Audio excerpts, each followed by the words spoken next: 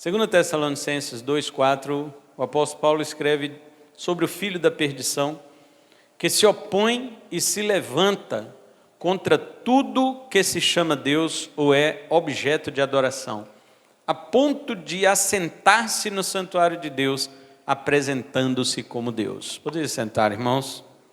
Amém. Irmãos, nós estamos falando sobre os últimos sinais da vinda de Cristo. Quero relembrar sempre isso aos irmãos, porque sinais para a vinda de Cristo sempre existiram. Jesus Cristo falou de sinais do sermão profético. Os apóstolos sempre falaram de sinais nas suas cartas. O apóstolo Pedro fala da vinda de Jesus.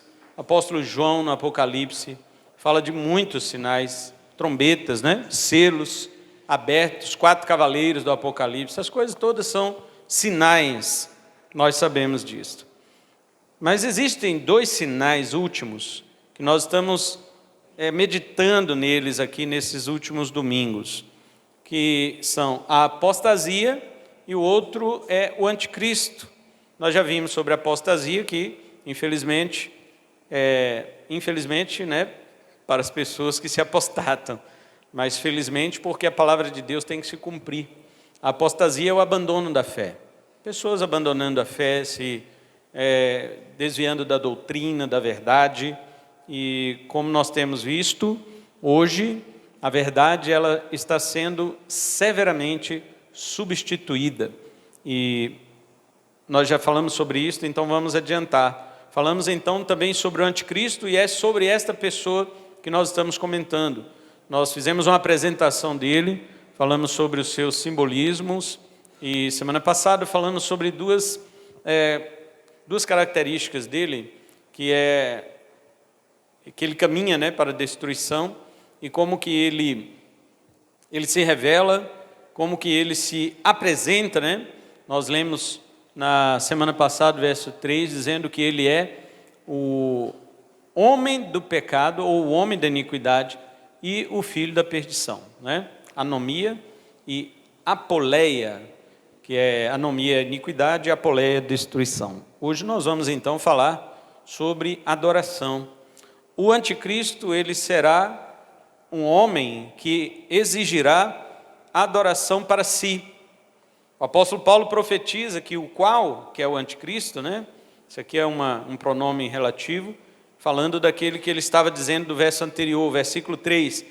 O anticristo, ele tem 2 características aqui no verso 4. Primeiro, ele se opõe, e segundo, ele se exalta sobre tudo que é chamado Deus. Então vamos ver. Primeiro, o apóstolo Paulo chama ele de opositor. No português é assim, opositor. Na língua grega, o adjetivo, ele é um verbo. O adjetivo é um verbo. Então o opositor, ele no grego ele fica sendo um verbo como se fosse no nosso gerúndio. Transforme o opositor em gerúndio, seria o opositando. Na nossa língua não tem isso, Então a gente transforma ali para um adjetivo. O anticristo é um opositor, mas no grego ele é um opositando, porque tanto é um adjetivo caracterizado na ação dele, que é o verbo, e também de forma contínua, porque o NDO para nós no gerúndio, que no grego não tem o gerúndio, seria o particípio no grego, ele tem essa ideia de continuidade. Ele é um constante opositor de Deus, ele é um constante enfrentador de Deus.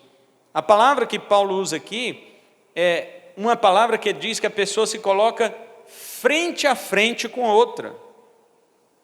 Então, quando o apóstolo João, lá em 1 João, capítulo 2, versículo 18 e 19, ele fala do anticristo, ele diz, sabemos que vem o anticristo, tanto é que vários anticristos no plural têm se levantado, ele diz, por isso sabemos que é a última hora. Ele usa também esse prefixo anti, que quer dizer contra, mas também quer dizer em lugar de. Então, primeiro, o anticristo aqui, em Tessalonicenses, ele se revela como um contra, que se põe contra Deus. Mas, em segundo lugar, ele se põe como um substituto. Ele quer estar no lugar de Deus.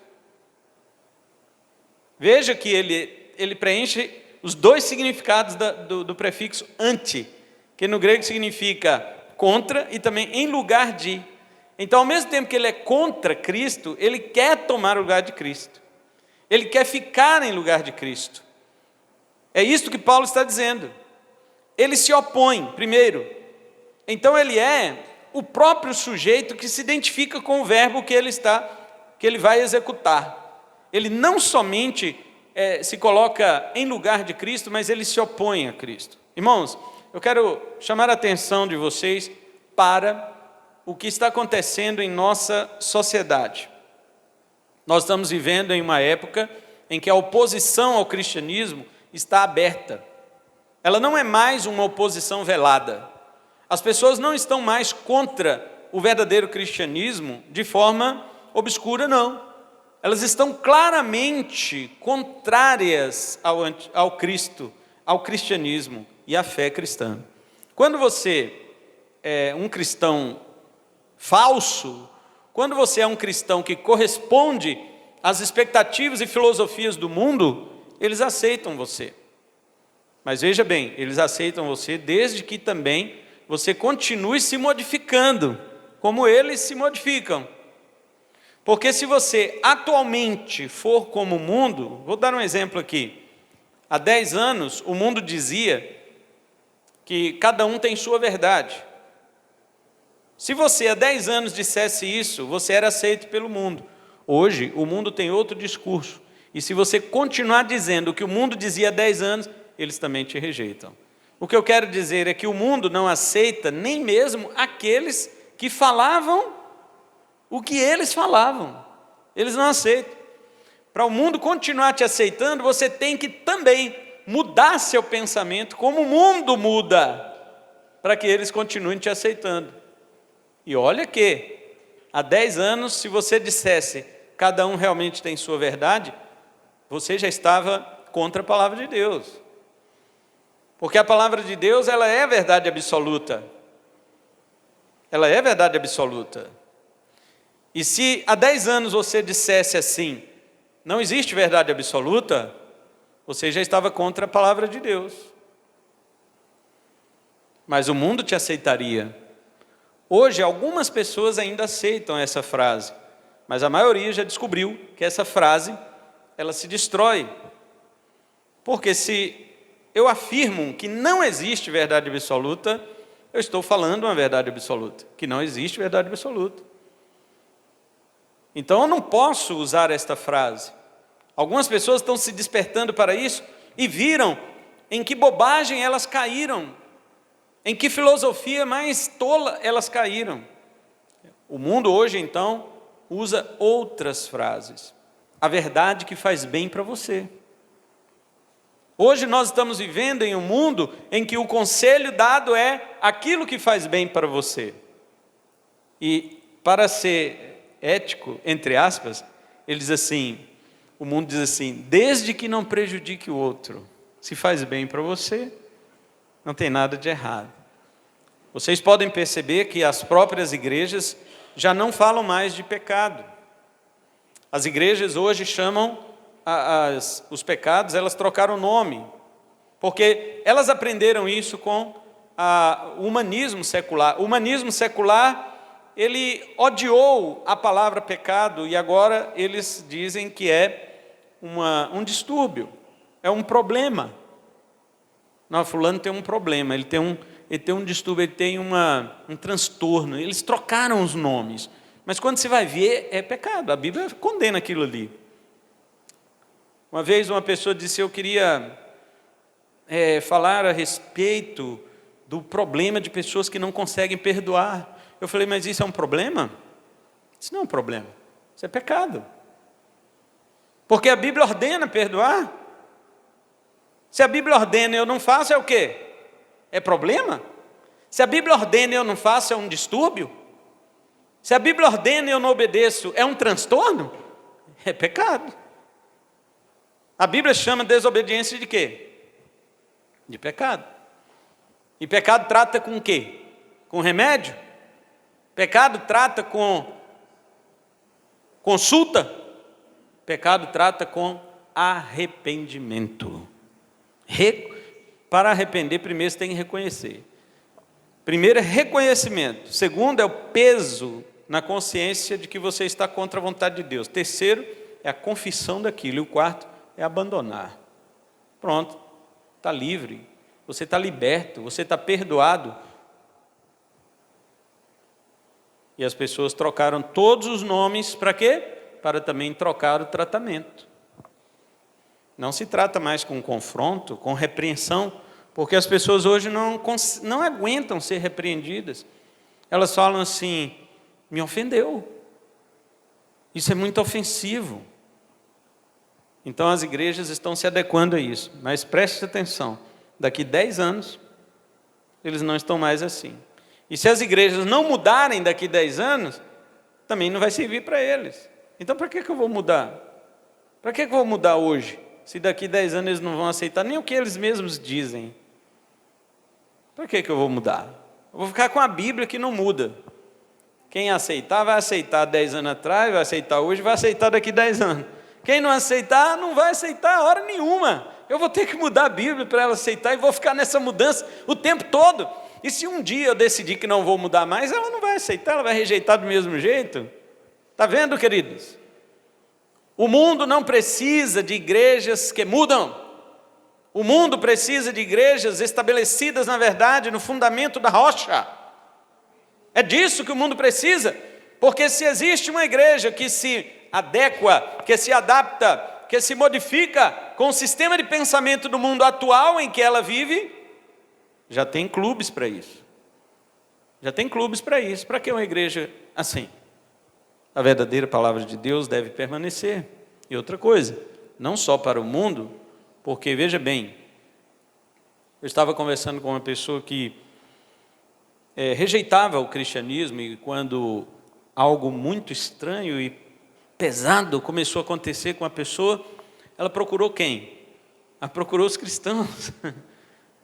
Eu disse, olha só, quando você estava rejeitando o cristianismo, estava tudo bem, mas quando começou a acontecer algumas coisas horríveis com você, por que você não procurou o sistema de pensamento que você era adepta? Por que procurou o cristianismo? Porque você sabe quem é que tem autoridade. Porque você sabe que são exatamente aqueles que você rejeitava, que são pessoas autorizadas por Jesus, fortalecidas pela palavra, que vão lá resolver essa questão. Que o mundo não tem poder para isso. Por isso que você não procurou o mundo. Então, queridos, vale a pena ficar mudando? Se eu mudo hoje para agradar o mundo, eu mudo amanhã para agradar de novo, o dia que eles estiverem precisando, eles não vão me chamar, não. Eles vão falar, não, aquele ali é igual a nós, ele vai de acordo com o vento.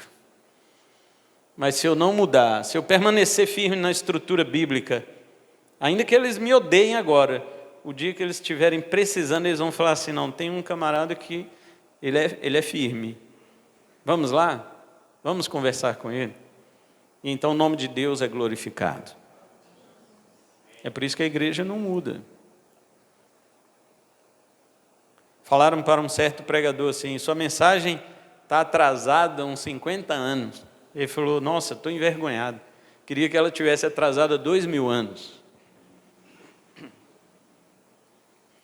Então Paulo primeiro chama o anticristo de opositor.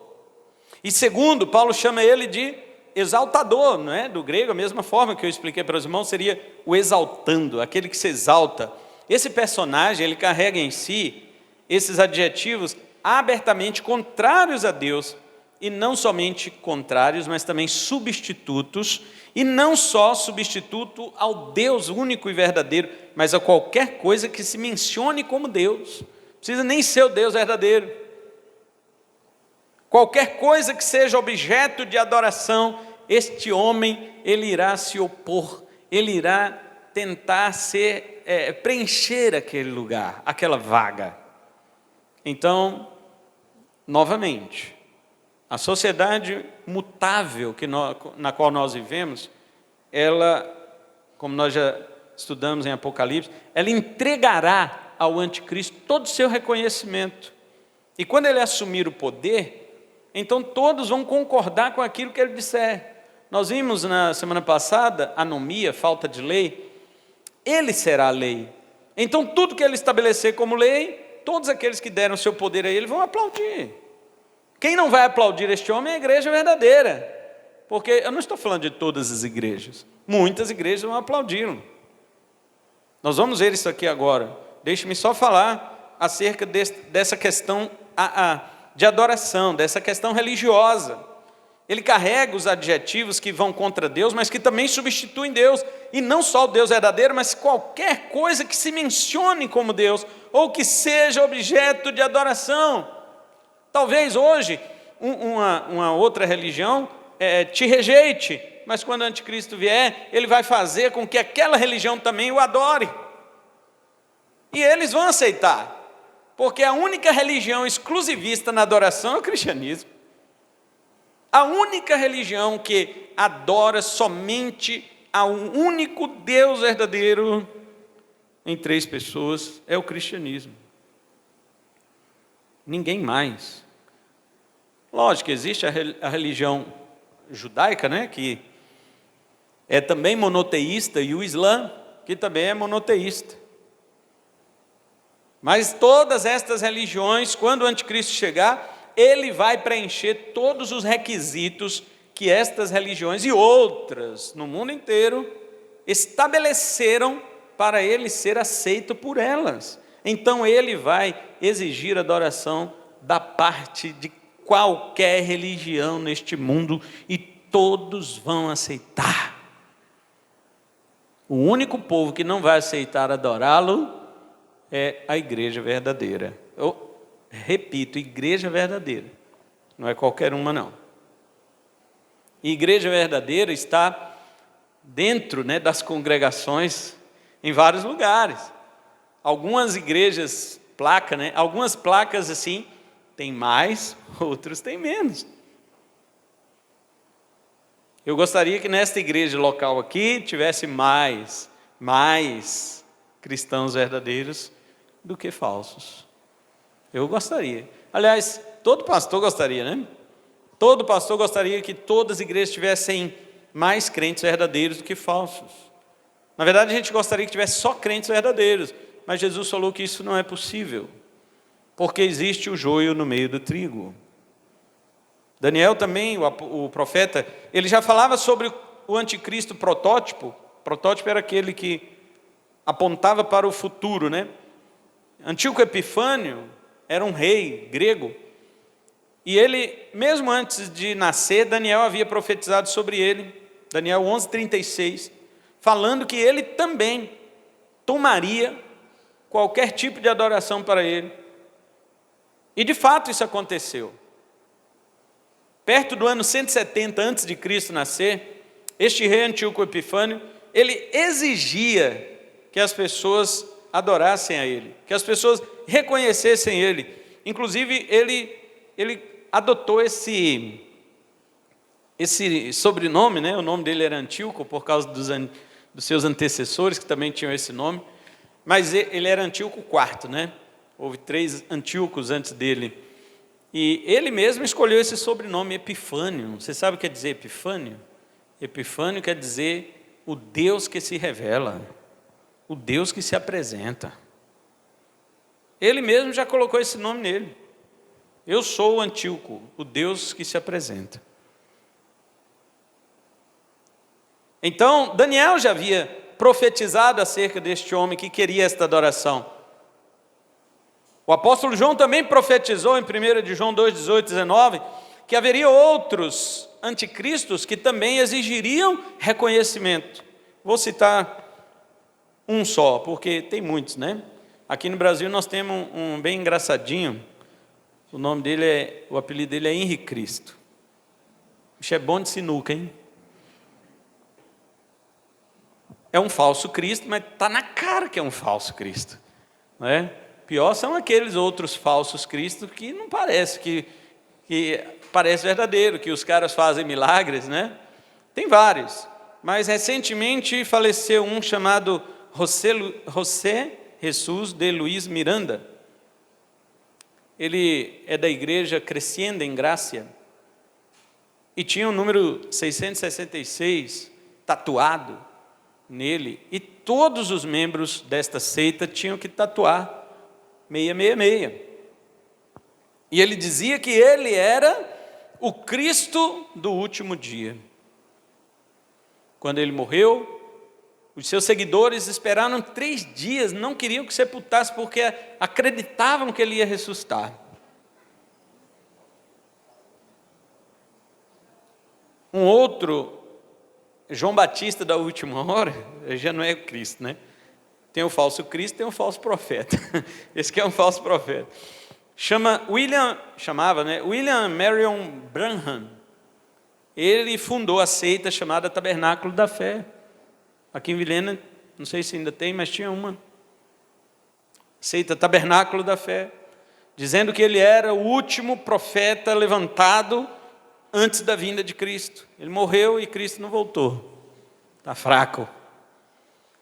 Ou até mesmo homens que se levantam como sendo aparentemente uma das 2 testemunhas de Apocalipse 11. Primeiro que já interpreta errado, né? Acha que 2 testemunhas ali são 2 pessoas. E não é. É a igreja com suas 2 funções. Existe um homem, esse é vivo ainda, ele é um profeta, né? Chamado David Owo.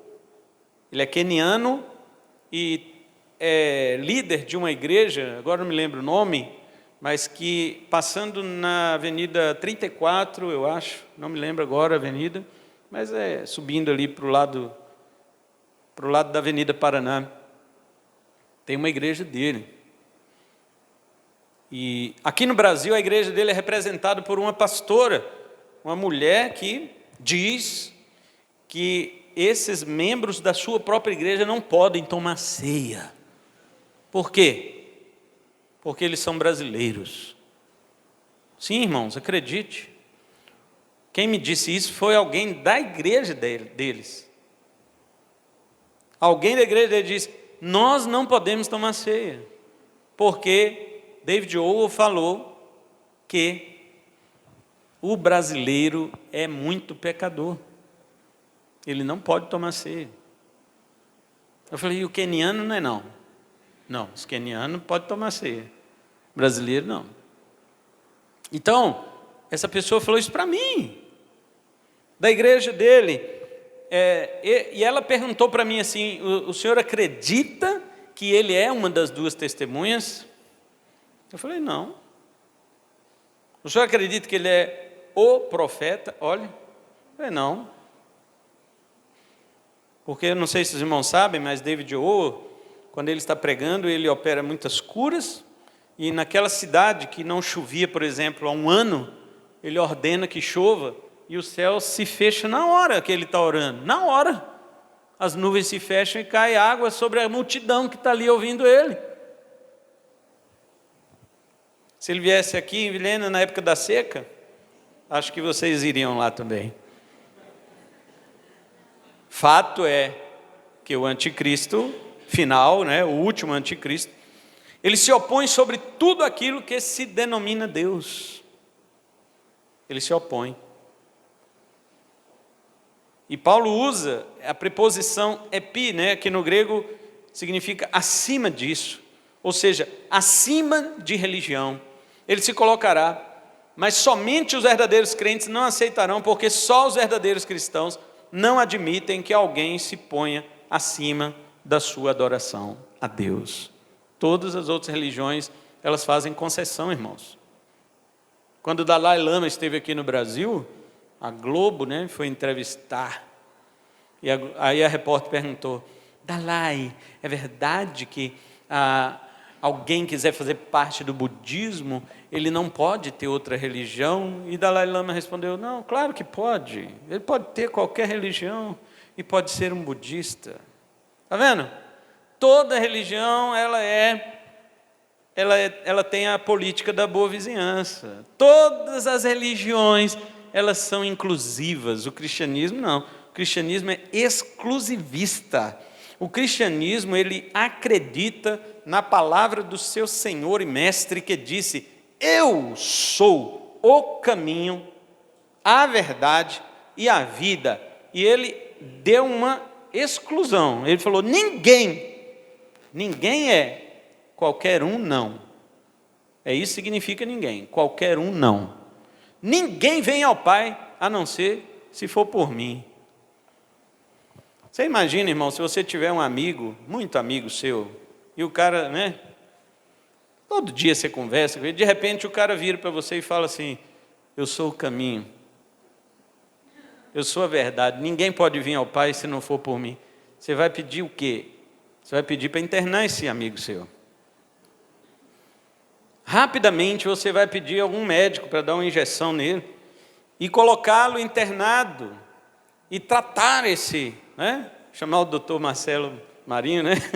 Para começar a tratar desse rapaz, mesmo que seja seu amigo amicíssimo.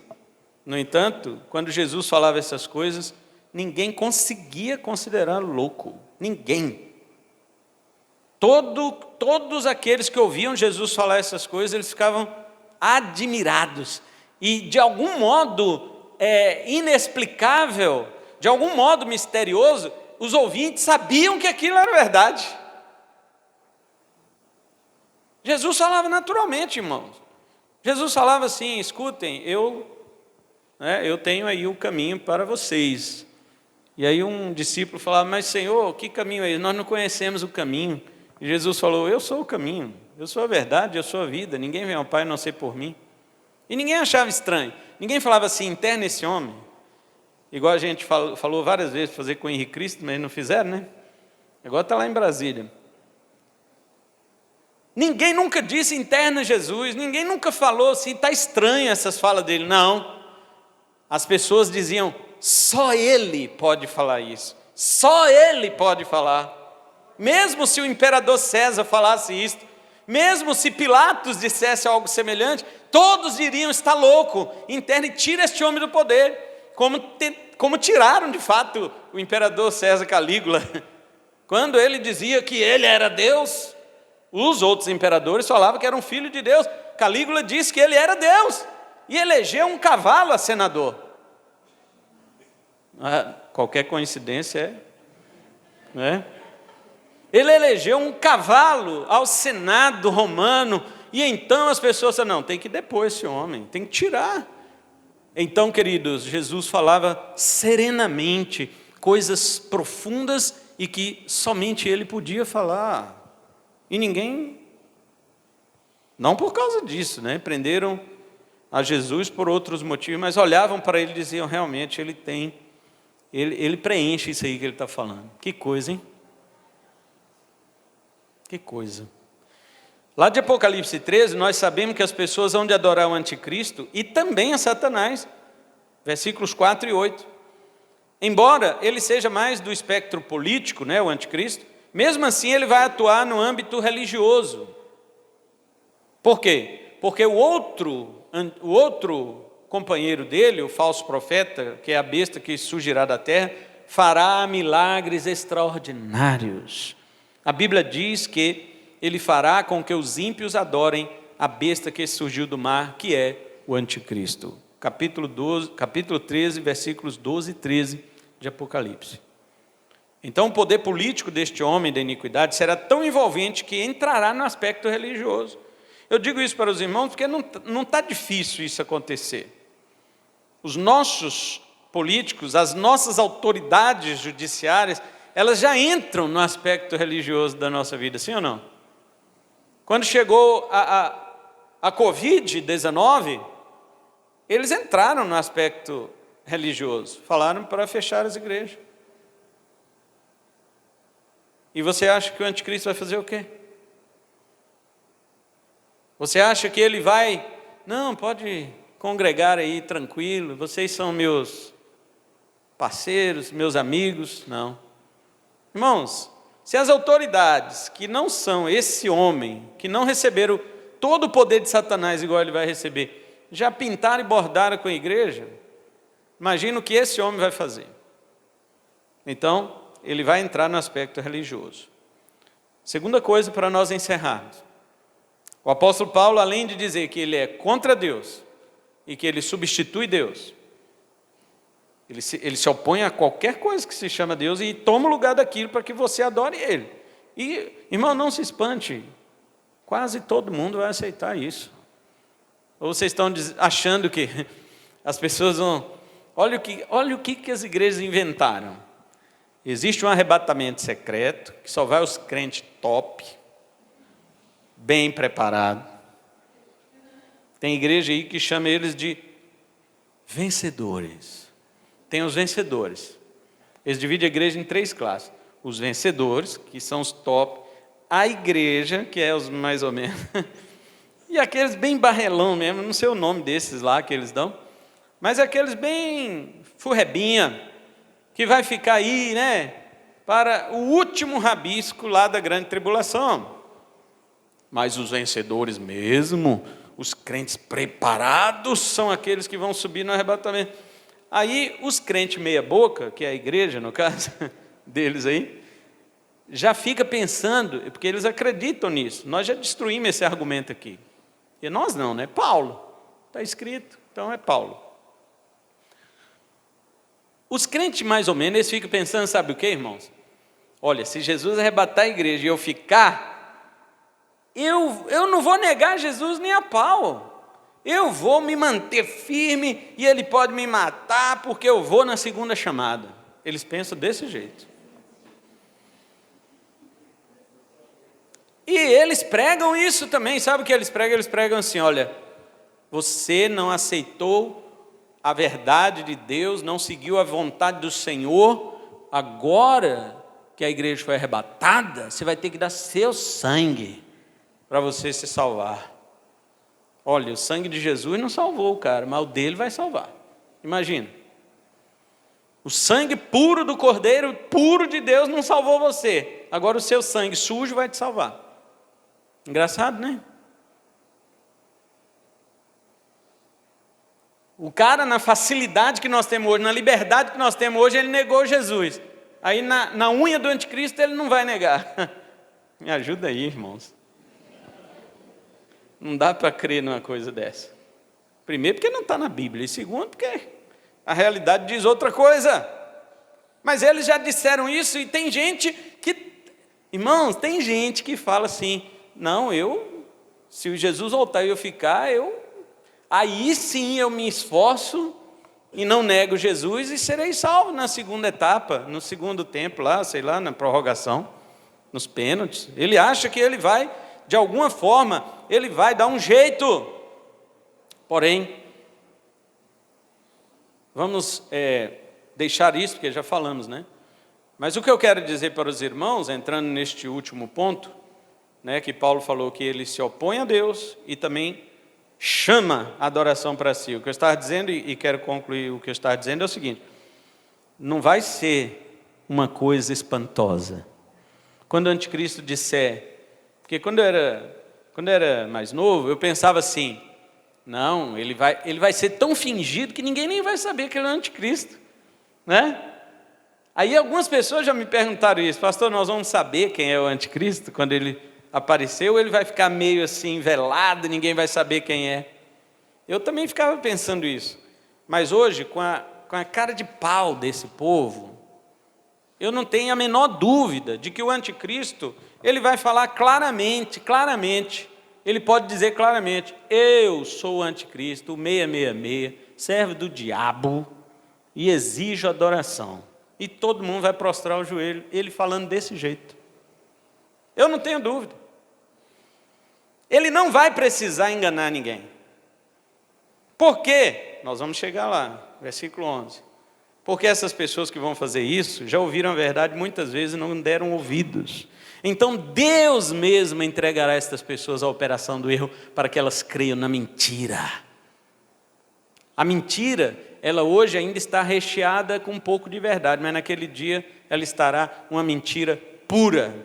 Lembra daquela frase que a gente falava quando era criança? Mentira pura. Esse cara mente mais do que o diabo, né? Vai ser mentira pura e as pessoas vão crer, elas vão acreditar. Por quê? Porque Deus, não é o diabo, Deus vai entregar a essas pessoas o espírito do erro. Mas não vamos adiantar. Deixa eu encerrar só dizendo agora a parte final do que Paulo diz do verso 4. Paulo diz assim que ele chegará ao ponto de assentar-se no santuário de Deus apresentando-se como Deus. O que é isso? Tem algumas Bíblias que falam templo, né? Versículo 4 aí. Tem Bíblias que falam no templo de Deus. Agora vamos para um outro erro de interpretação que muitas igrejas estão pregando por aí. As igrejas estão pregando que Jerusalém, os judeus, vão construir o terceiro templo. E isso bomba na internet, viu, irmãos? Oh, cuidado da construção. Quem nunca viu, né? Essas capinhas, né, de internet, thumbnail que chama, né? Quem nunca viu esses thumbnails aí com aquelas letras bem grandes assim? A construção do terceiro templo está chegando. Aí todo mundo clica lá, 1 milhão de visualizações, todo mundo quer saber como que vai construir o terceiro templo. Aí já disseram assim, quando construir o terceiro templo, aí sim Jesus vai arrebatar a igreja. Eles falaram isso quando Israel ia ser nação, né? Em 1948, quando a ONU declarou Israel como nação, como Estado, né? Como Estado, aí todo mundo, agora Jesus vai arrebatar a igreja, cadê? 1948 está onde? Claro, o João já era bem velho naquela época, mas eu não tinha nascido. Cadê? Jesus não voltou, irmãos. Isso significa que as pessoas criam suas expectativas para a vinda do Senhor, para o retorno do Senhor, baseado em alguns fatos que eles mesmos inventam. Eles inventam fatos, né? Eles inventam, não é fatos, né? Porque esses fatos não são inventados. Eles inventam alguma coisa para acreditar e querem que aquilo seja realidade. Falaram isso quando Israel foi se tornar Estado. Israel se tornou Estado e Jesus arrebatou a igreja. Agora estão dizendo que quando construiu o terceiro templo, aí agora sim, está igual o número 666, né? Quando era criança era o rádio, por causa das ondas. Como é que pode essa voz sair de dentro desse... Depois que não era rádio mais, todo mundo tinha, era televisão. Porque a Bíblia fala que a imagem da besta vai falar. E tinha uma imagem lá na televisão falando. Aí depois todo mundo comprou, tanto que a igreja proibia ter televisão.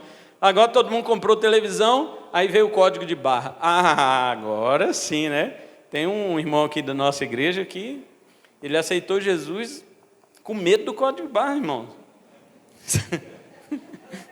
Ele desceu as águas, ele foi batizado. Ele foi batizado. Quem será, hein? Ele foi batizado, irmãos, com medo do código de barra de ser o 666. Assustaram ele. Depois do código de barra, todo mundo viu que não era. Aí era o que agora? Era a internet. www. Depois da internet, todo mundo viu que não era. Era o que agora? O chip. É o chip. A ideia do chip, irmãos, ela surgiu em 1992. 1992, já vamos o quê? Para 30 anos, né? Ou 32 anos, não é isso? 32 anos a ideia do chip. E cadê? É o número da besta? 32? Esses 32 anos, cadê o número da besta? Chip. Não é.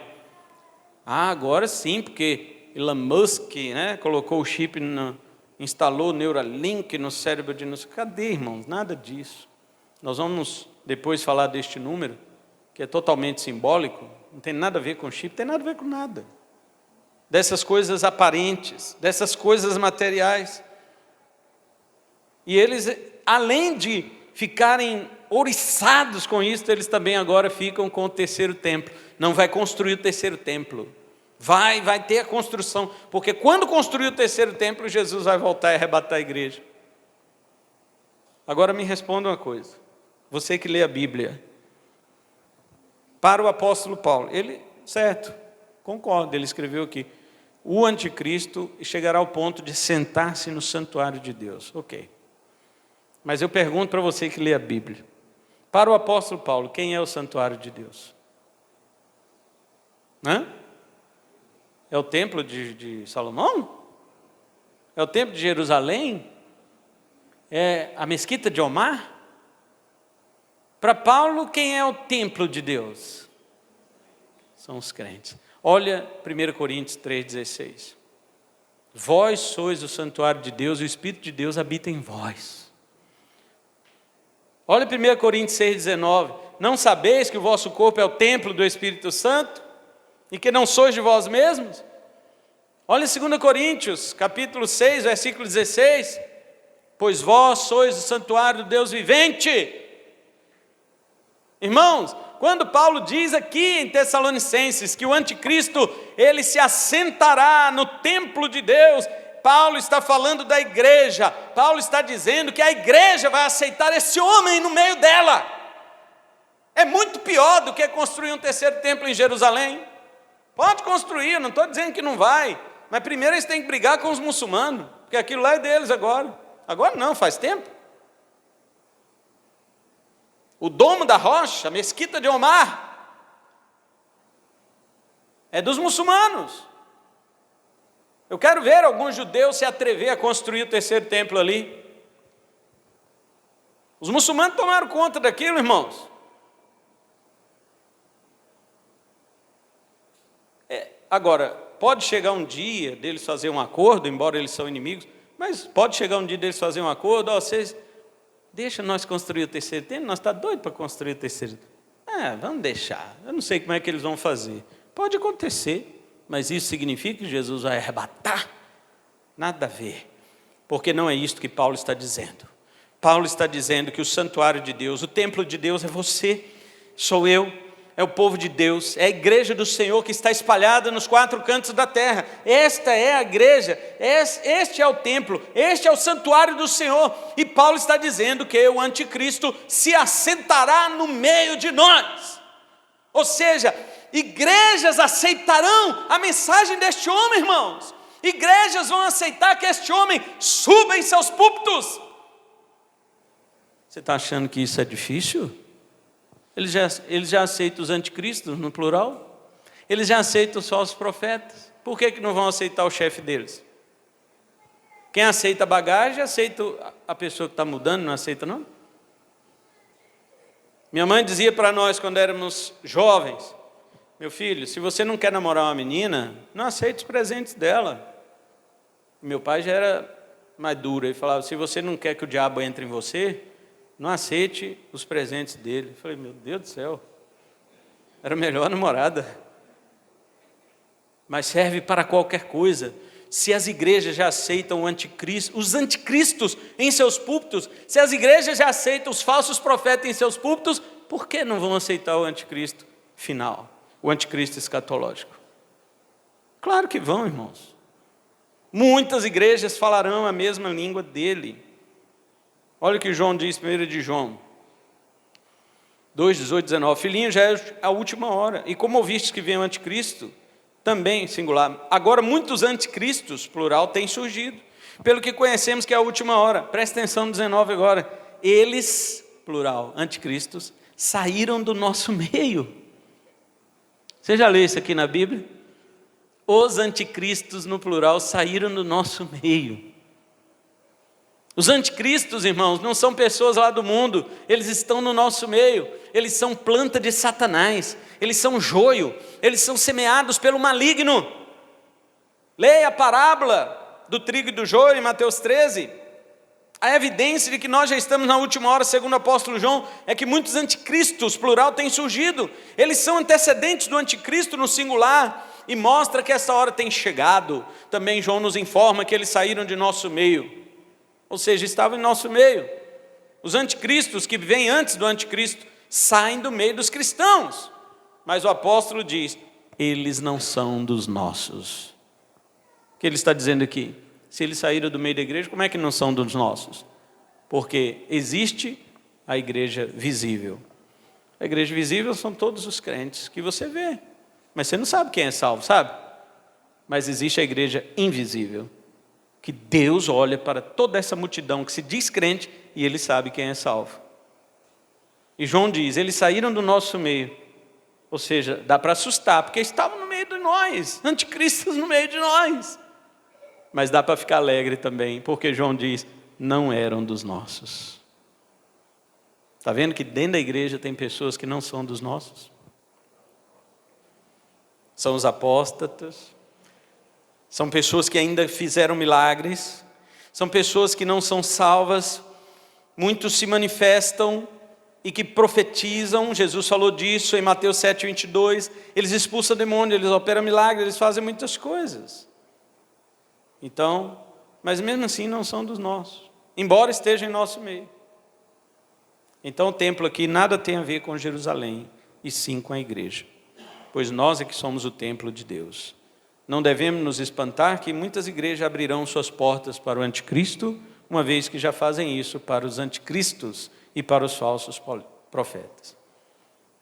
Os púlpitos das igrejas têm políticos, os púlpitos das igrejas têm falsos profetas, falando mentiras, tem falsos pastores, os púlpitos das igrejas têm palhaços, contadores de piada, fazendo as pessoas rirem à beça, fazendo pessoas rirem de situações de casamento, são tidos como palestrantes de casamento, mas contam piadas, que chegam a blasfemar de Deus, dizendo que Deus estava olhando Adão sozinho antes de criar Eva, muito sossegado, e ele não tinha problema nenhum, e Deus, olha a blasfêmia, ficando com a inveja de Adão, disse: Adão, você está muito sossegado, vou criar uma mulher para te dar problema. E criou Eva. E as pessoas caem na risada, irmãos. As pessoas não sabem do que elas estão rindo. Elas não estão rindo de uma mulher que dá problema para um homem. Elas estão rindo de um Deus que ficou com inveja da felicidade de um homem sozinho, solteiro. Olha que ponto que as pessoas chegam. Se eles riem disso, de um bobão falando isso, eles não vão aceitar o anticristo. Escandalosos em púlpitos, fazendo coisas que Deus não mandou eles fazerem, saem rodando. Os irmãos vocês usam figurinha disso. Vocês usam figurinha disso. Quando alguém manda um WhatsApp para você contando uma bênção, aí vocês mandam a figurinha lá, ô glória, escrito embaixo. Isso é escândalo, são os escândalos que acontecem nos púlpitos e as igrejas aceitam. Você acha que não vai aceitar o anticristo, irmão? Irmão, você acha que o anticristo está preocupado? O anticristo não está nem uma gota preocupado, porque ele sabe que as igrejas vão aceitá-lo. Ele está preocupado com essas igrejas pequenas, verdadeiras, que pregam o evangelho, que desmascaram ele, que não aceitam nada que vem antes dele e nem ele próprio. Porque é como minha mãe falava: se você não quer namorado, não aceite os presentes dela. Se você não quer o anticristo, se você realmente não vai aceitar o anticristo, não aceite os anticristos. Se você não quer o engano, não aceite os falsos profetas. Se você não quer o diabo, não aceite as suas ofertas. E eles estão preocupados é com essas pessoas. Veja o que o diabo tem feito, irmãos, contra a nossa igreja nesses últimos dias. Eu falo para você que está participando das orações aqui, para você que está participando dos momentos de busca profunda, você também conhece o que o inimigo está fazendo contra a nossa igreja aqui. Eu já até indiquei o diabo uma igreja maior que a nossa. Eu indiquei para o diabo. Falei: por que você não vai perseguir uma igrejona lá grandona? Esquece nós, rapaz. Eu indiquei para ele um monte de igreja grande aqui. Mas não é tamanho. Você sabe o que é? É se você está convicto à palavra de Deus. É se você tem a palavra do Senhor como seu testemunho inarredável. Você nunca vai tirar os seus pés de cima da palavra. É com esses que o diabo está preocupado. É a esses que o anticristo teme. E por temer, ele vai te perseguir. Mas ele só vai vencer a carne. Porque Jesus falou: não tenham medo daqueles que matam o corpo e não sabem o que fazer da alma. Ele não sabe o que faz da alma. Porque Jesus já prometeu ao seu povo, sabe o quê? As portas do Hades não prevalecerão contra a minha igreja. Vamos ficar em pé? Vamos orar ao Senhor. Aleluia.